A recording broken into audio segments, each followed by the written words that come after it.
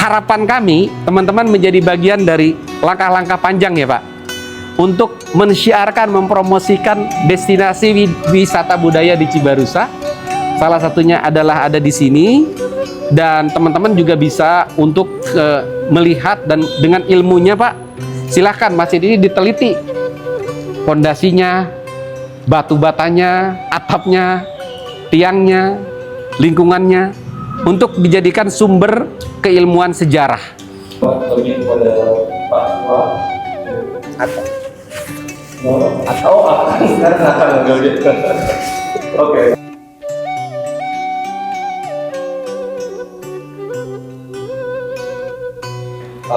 Kami harap kolaborasi ini tetap berlangsung dan berlanjut.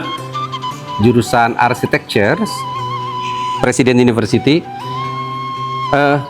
Generasi saya dengan Kang Cecep, Kang Tatang di atas saya Pak, di atas ya, itu kira-kira 50 tahunan ya, 50 tahunan usia kami ini ya, dengan cerita-cerita masjid, lingkungan sekitar dan sebagainya itu menyatu ya. Saya pernah nonton di Netflix The Architectures of Love gitu. Jadi semua ada ceritanya gitu loh, termasuk love itu juga itu ya.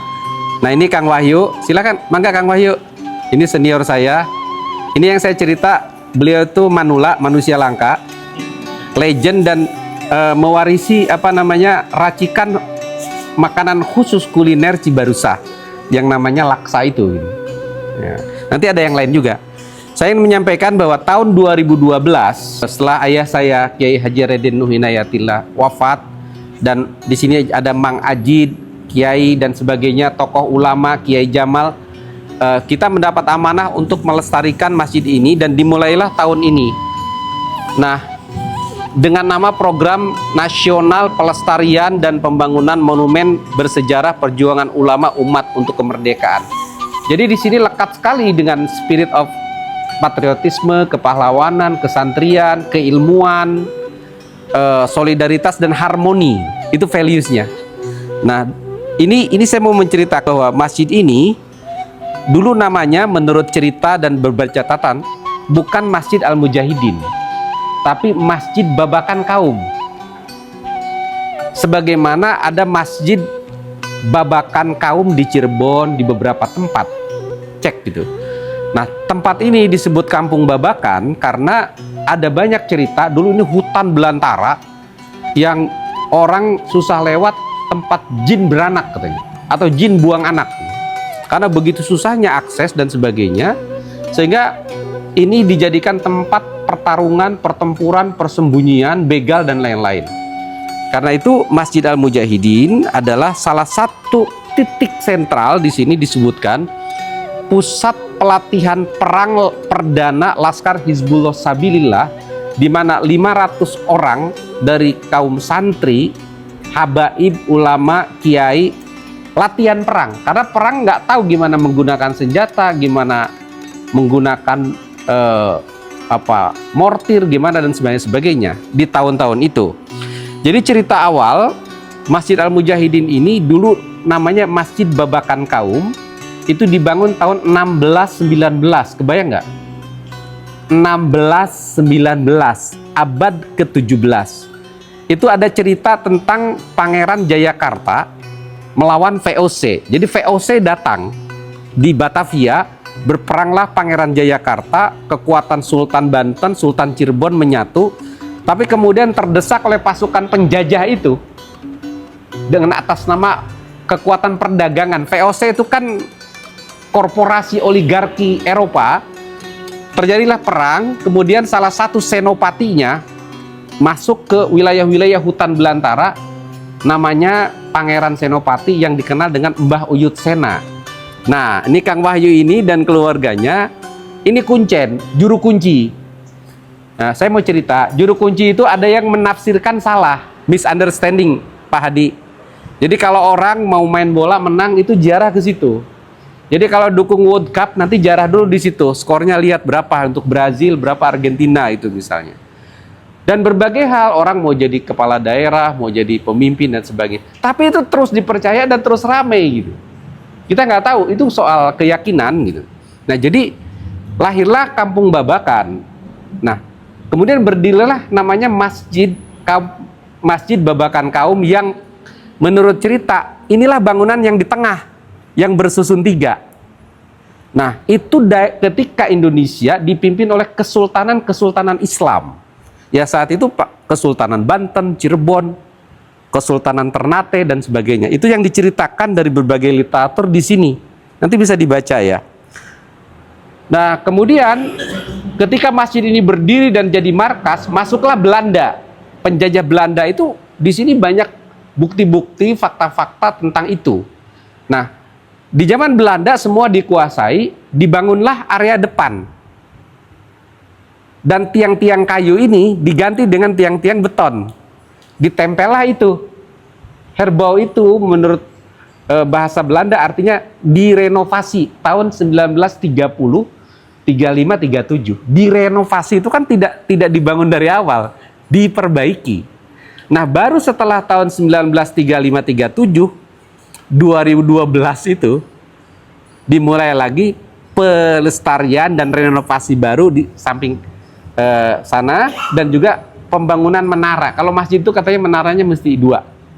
Nah, tahun 2012 di sini ada cerita, teman-teman bisa lihat, ini related bahwa sejarah singkat Kabupaten Bekasi itu ada anasir hubungan dengan kota patriot, kota perjuangan, di mana masjid ini menjadi salah satu markas pusat perjuangan Laskar Hizbullah Sabilillah. Itu cerita ini waktu saya di pesantren Jombang, Tubuh Ireng, dekat tempatnya Gus Dur. Karena saya dulu sempat menjadi sekjen Gerakan Pemuda Ansor Komandan Banser. Dan waktu saya di sana banyak cerita, di Cibarusah, dari Cibarusah. Mereka lebih ngerti cerita tentang Cibarusah dibanding saya yang lahir di sini. Karena mereka yang berlatih perang. Ini foto-fotonya. Dan ini ada di dalam buku resmi Sejarah Singkat Kabupaten Bekasi. Sejarah ini dari cerita-cerita ya Kang Ishak, Mang Cecep, itu disidangkan di DPRD, dibahas mana benar, mana yang tidak, mana yang ini gitu. Maka kemudian pada tahun-tahun berikutnya karena kita terus berusaha mensyiarkan, jadi masjid ini sudah melewati era Kesultanan Islam, era kolonialisme penjajahan VOC Belanda, dan ketika penjajahan Jepang ada Romusa, nah ini tokoh-tokoh sentralnya di tingkat nasional. Kemudian inilah masjidnya di awal-awal. Ya, ini herbau ini. Saya lihat ini herbau ini, lihat di kamus, direnovasi tahun ini. Jadi sebelumnya udah ada masjid. Itulah yang berdiri 1619. Itu related dengan makam Mbah Uyut Sena itu, tahun-tahunnya itu.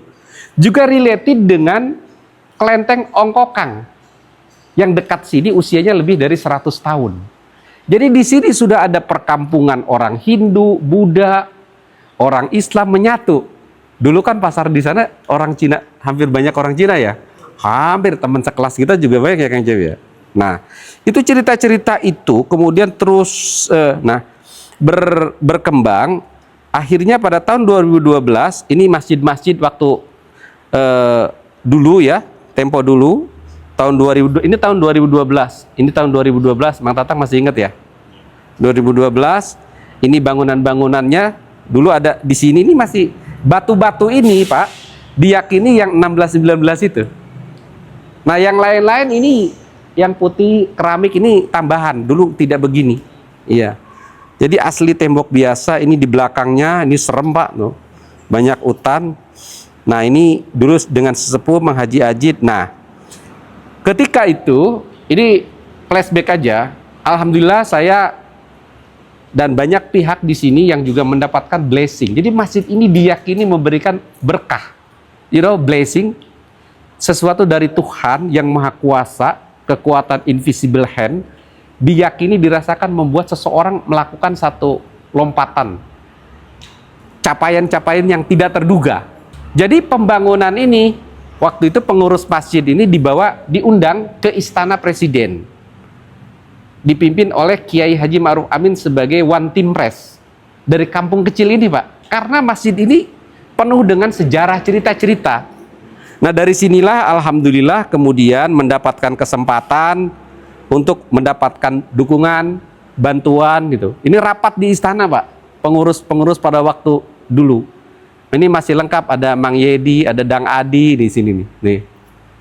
Banyak yang memberikan legitimasi, Pak. Apa pengakuan-pengakuan kepada kita. Ada Wakil Gubernur Jawa Barat. Ada yang mungkin kenal ya, ini Kang Dede Yusuf ya. Nah, di sini masih ingat ya, Kang Wayo? Iya.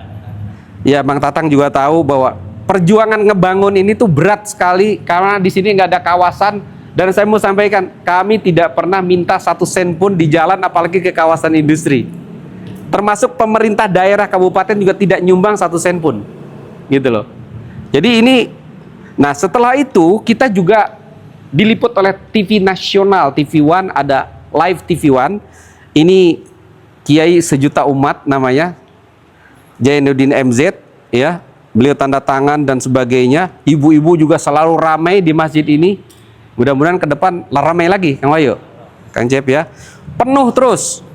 Dan astagfirullah, subhanallah, 2 hari setelah beliau dari sini meninggal dunia, dan beliau bilang ini dakwah saya yang terakhir.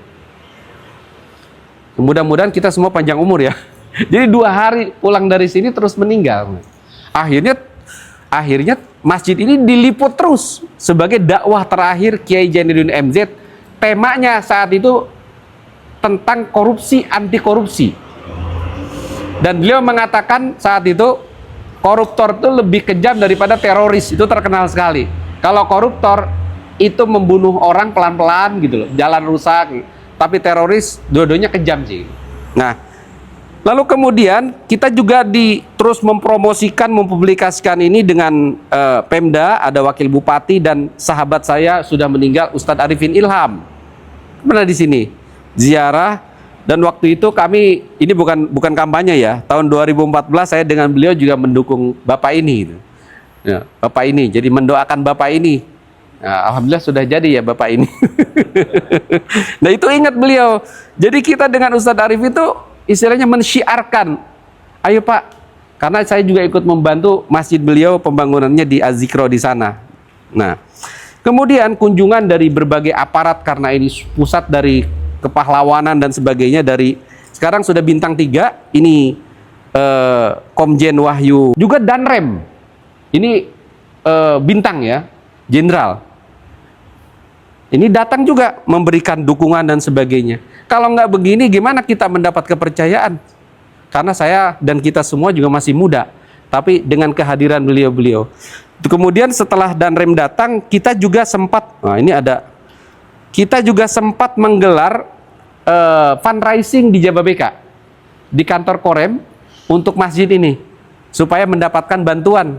Karena kalau Jumatan berapa ya Mang Gus? Karena kita punya anggaran waktu sangat besar, yang orang juga, saya juga nggak tahu kita bisa apa enggak sih gitu.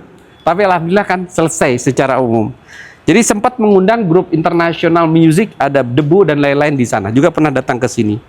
Dan yang luar biasa lagi Pak, tamu khusus dari Duta Besar Kerajaan Saudi Arabia.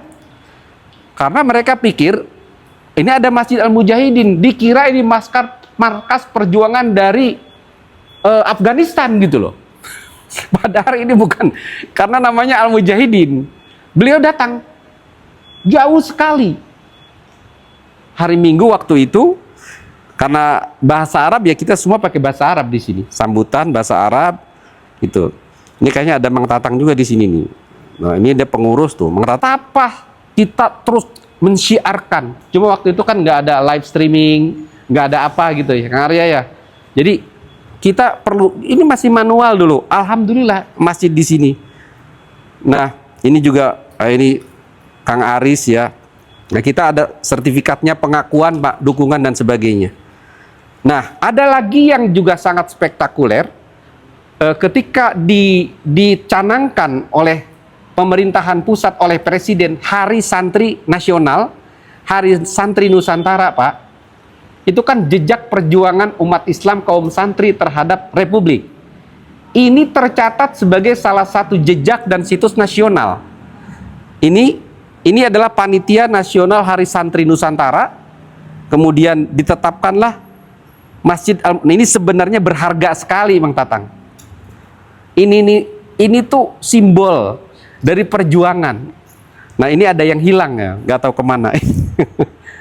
Nah, jadi ini ketua NU kabupaten, ketua NU provinsi, ketua NU tingkat nasional datang untuk bahwa ini memang tempat bukan hanya sejarah Cibarusah dan Bekasi, tetapi sejarah nasional dan perjuangan nasional. Karena itu mereka yang pernah datang memberikan tanda tangannya seperti ini. Ini tanda tangan asli Wapres kita nih. Ketika tahun 2012 mereka datang memberikan testimoni, Pak. Saya kira ini dokumen cukup baik ya untuk memperkaya cerita-cerita ini dari Majelis Ulama, dari Pemda, NU, dari wakil gubernur, dari para tokoh, dari army, militer dan lain-lain sebagainya. Dan sehingga kita terus membangun dan lahirnya ini sebuah rencana besar untuk membangun museum pusat perjuangan untuk kemerdekaan RI dari peran serta rakyat yang tidak mengenal agama, suku, bangsa di sini, tapi bermarkas di kelenteng dan di masjid serta di hutan-hutan sekitar ini gitu. Jadi ini sebenarnya desain tahun 2012, rencananya seperti ini, Matang. Dan masih bisa dilanjutkan sebenarnya, Kang Cecep. Ini luar biasa kalau jadi tuh. Jadi saya tidak tahu, saya mohon saran teman-teman. Ini kan pusat budaya, sejarah dan legacy. Harus dijaga keasliannya. Kalau nanti atapnya dinaikin, boleh apa enggak? Mari kita muliakan, kita makmurkan masjid itu rumah Tuhan. Ini saya cerita waktu saya tugas sering keliling ke Indonesia. Di sini ada yang non Muslim nggak? Ada. 1, 2, 3. Jadi saya pernah ke Papua. Di Papua saya lihat banyak sekali gereja dan tidak sedikit masjid. Di depan saya ada sebuah masjid. Saya tanya teman saya dari Papua, "Kakak, halo kakak," saya bilang, "di sini banyak gereja, tapi masjid juga lumayan ya banyak. Di mana ada masjid?" Nah, guide saya yang dari Papua bilang, "Bapak, di sini gereja semua, di sini tidak ada masjid. Padahal di depan saya ada masjid." Saya bilang, "Itu masjid kan?" "Bukan, itu gereja umat Islam." Itu cuma cerita bahwa hidup di kita itu harmoni sebenarnya. Masyarakat itu senang berdamai. Termasuk budaya Sunda yang ada di sini juga sangat terbuka dan harmoni. Tidak fanatik, tidak radikal, tidak ekstrim. Kenapa saya mau bilang? Satu kali saya pernah ke masjid di Auckland, di Selandia Baru. Saya kan dosen IR, pasti senangnya keliling kan. Tapi 1 tahun berikut di masjid itu ada tragedi terorisme. Habis sholat Jumat, Kang Cecep, ditembakin lebih dari 50 orang jamaah mati. Dan itu pelakunya orang Kristen. Apa kita bisa akan mengatakan, wah, orang Kristen tuh teroris itu? Itu bisa berkembang. Ini saya cerita dengan keberkahan yang lain ya. Rumah saya bisa dilihat nanti kalau mau ini. After tragedi 911, itu tragedi besar. Kalian belum lahir mungkin ya. Udah apa belum ya? Tahun 2001.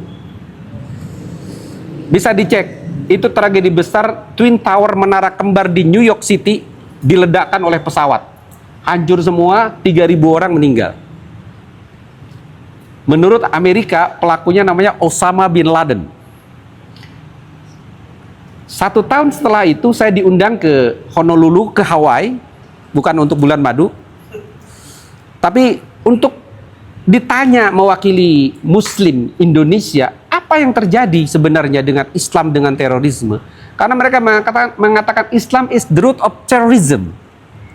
Islam adalah sumber akar teroris.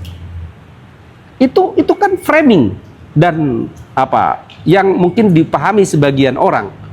Nah, saya menjelaskan itu. Saya diundang bicara di tempat kampanyenya Mamdani di New York gitu. Dan saya diundang di Voice of America juga di sana. Dan saya melihat ledakan 2 gedung kembar oleh teroris dengan pesawat itu luar biasa. Hancur total. Di sampingnya ada gereja Bartolomeus. Masjid adalah rumah Tuhan seperti rumah ibadah yang lain, pasti menyampaikan pesan ketenangan, kesejukan. Tetapi tergantung hal lain. tergantung. Nah di sini di Cibarusah ada 1, 2, 3, 4, 5, 6, 7. Di sini pusat ibadah Masjid Al-Mujahidin ini, spiritual.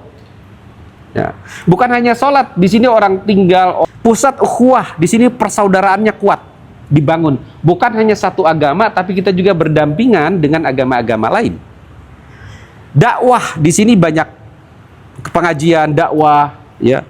Ada tarbiyah, ada pendidikan, ada harokah, ada pergerakan untuk menggerakkan masjid supaya makmur, jamaahnya makmur. Ada hadoroh, itu membangkitkan nilai peradaban Islam. Dan ini saya tambahi, digitaliyah. Jadi kita harus digital supaya tersambung dengan yang lain. Nah, dari sinilah kita berharap bahwa kehidupan umat Islam yang saat ini, bagaimana kita memahami secara lebih komprehensif, menyeluruh tentang masjid ini, harus dikaitkan dengan 5 hal destinasi wisata budaya Cibarusah. Ini spirit perjuangan, spirituality dan harmoni. Ini value-nya Pak Hadi. Jadi yang pertama adalah masjid ini. Ini Masjid Al-Mujahidin. 1619 dikisahkan pendirian awal pada tahun semasa perjuangan Pangeran Jayakarta. Itu makamnya kalau mau ke sana lewat Kang Wahyu itu. Di situ. Siang malam boleh ya Kang Wahyu ya? Siang malam boleh ya? Ya, free ya, free. Free. Free. Nah, tahun 35 direnovasi, 28 Februari ini menjadi markas pusat perjuangan. Nah, ini cerita bagaimana dulu pembangunan awalnya. Yang kedua adalah Masjid Perahu. Ini yang disebut makam Pangeran Raden Senopati alias Mbak Uyut Sena ya Kang Wahyu. Ini disiarkan, bukan promosi Pak, didakwahkan supaya semua orang lebih tahu, lebih banyak yang tidak lupa gitu loh. Nah, yang ketiga ini jangan lupa ada makam pahlawan nasional. Ya, di Cibogo, Kiai Haji Raden Ma'mun Nawawi. Dan kemudian yang keempat, nah ini legend sekali. Ini ada kelenteng Ngokoong, Pasar Lama Cibarusah. Kelenteng ini dibangun lebih dari 100 tahun, teman-teman. Bisa lihat nanti. Dan yang terakhir jangan lupa, ini menjadi tempat paling legend. Dulu kita mandi, kita nyebur, sekarang airnya udah kering dan jembatan ini pernah putus. Bisa lihat di sana perbatasan antara Cibarusah Karawang, Cibarusah Bogor. Pemandangannya indah banget. Kita sedang berada dalam satu bagian. Mudah-mudahan kehadiran teman-teman bisa menyatukan persaudaraan kita, betul? Tidak kenal menjadi kenal, ya, semakin dekat. Dan harapan kami teman-teman menjadi bagian dari langkah-langkah panjang ya Pak, untuk mensyiarkan, mempromosikan destinasi wisata budaya di Cibarusah. Salah satunya adalah ada di sini. Dan teman-teman juga bisa untuk melihat dan dengan ilmunya Pak, silahkan masjid ini diteliti. Pondasinya, batu batanya, atapnya, tiangnya, lingkungannya, untuk dijadikan sumber keilmuan sejarah. Dan narasi itu bisa diceritakan dari teman-teman ini. Mudah-mudahan yang dapat saya sampaikan ini ada manfaatnya. Dan tentu kita tinggal melanjutkan apa yang sudah dibangun oleh para pejuang, para leluhur, karena Indonesia hadir. Di sini sangat dikenal dengan spirit hubul waton minal iman. Jadi karena pusat perjuangan Laskar Hizbullah Sabilillah untuk kemerdekaan, sehingga perjuangan ini harus kita lanjutkan oleh generasi ke depan yang lebih baik. Karena aspek spirituality, faith and belief itu juga akan sangat menentukan survive. Kan dapat economic survivor kan? Untuk survive. Kita lupa, dikira di kelas itu. Terima kasih sebagai pengantar atau pembuka, mudah-mudahan ada manfaatnya. Assalamualaikum warahmatullahi wabarakatuh.